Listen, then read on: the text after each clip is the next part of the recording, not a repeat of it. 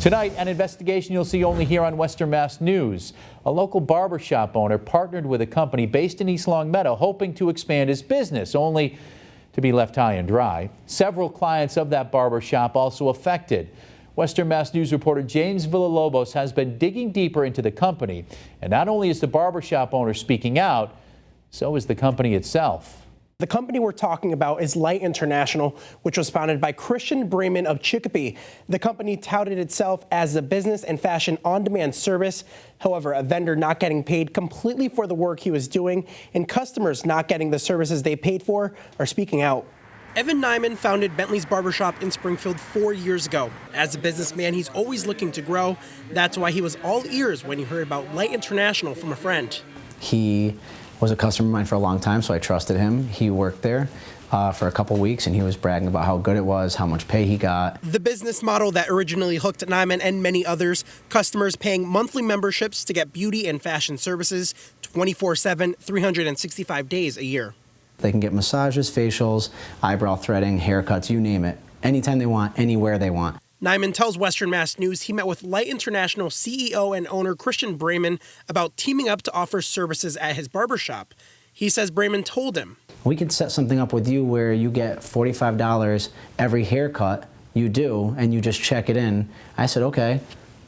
I stayed quiet because it sounds really good for me and not good for him. Envisioning the good it would do for his business, Nyman says he signed a barbershop salon partnership agreement with Lyte International, where he would sign up the barbershop's clients and offer haircuts to Lyte's members. Nyman paid $1,000 in startup fees, but he quickly grew frustrated after he says he signed up close to 50 of his clients and wasn't receiving any money from Lyte. In my shop, I have 2 extra chairs that aren't being utilized, and he said he was going to fill them up with his Lyte International people, and he would pay me $200 per week per chair, and I never received rent for those chairs as well.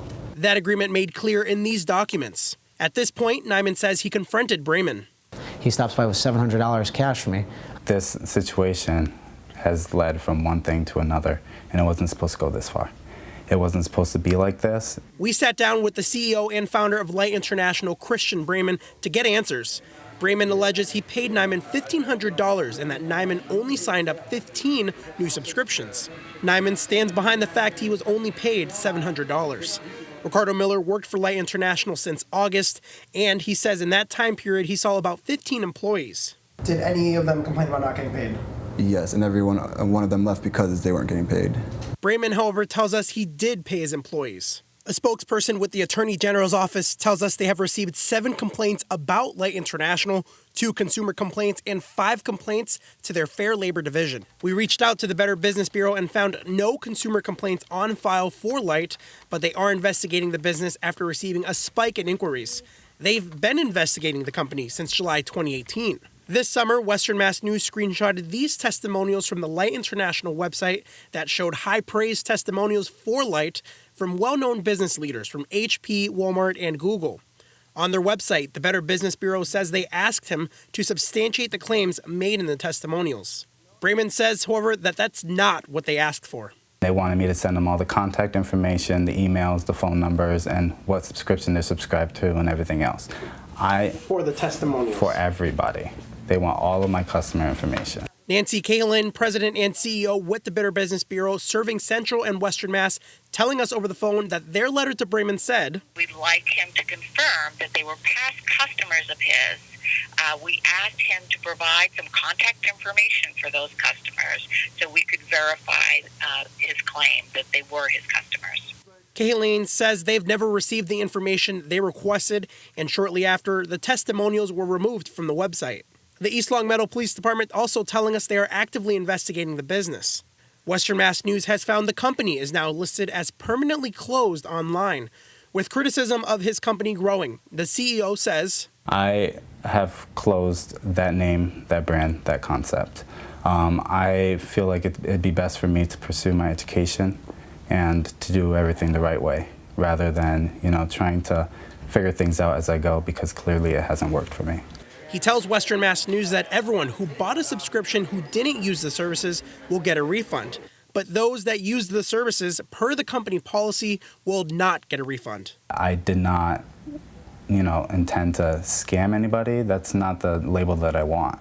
It's not something that I was out to do. I wasn't out to take people's money or drain their bank account, so to say. And, you know, all of this stuff that they're accusing me of is not true. Former employees alleging they weren't paid, now without a job, and a business owner trying to compensate for the damage the agreement he made has caused. I actually left Home Depot warehouse in Westfield, Mass. for this job because it was more money, and now I just don't have a job. He's been doing this for a long time, and none of these people have ever gotten their money back.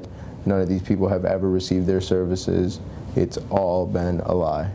He put my business and my family and everything at risk and jeopardized everything, because that's the way I support my family. So if I lose my business, I lose everything. Now, the Better Business Bureau tells me that even though the company is now closed, they will continue to investigate.